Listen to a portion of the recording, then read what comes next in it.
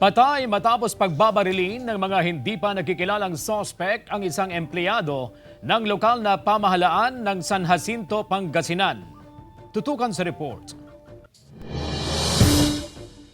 Patay ang 56 anyos na empleyado ng munisipyo matapos pagbabarilin ng motorcycle riding criminals sa San Jacinto, Pangasinan.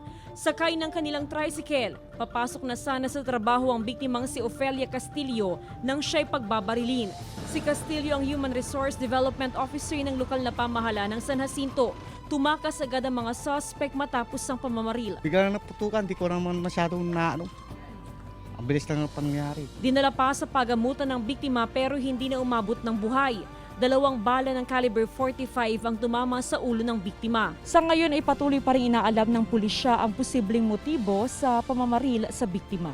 So para hindi pa po natin mai-establish yung motive ng incident, ang mga operatives po natin at saka investigador ay nangangalap pa po ng ebidensya tungkol po sa pagpatay sa Ofelia po. Nagpaabot na ng pakikiramay ang lokal na pamahalaan at nanawagan ng hustisya sa pagpaslang sa kanilang empleyado. Patuloy ang investigasyon ng pulisya sa insidente. Tumanggi na muna magbigay ng pahayag ang pamilya ng biktima.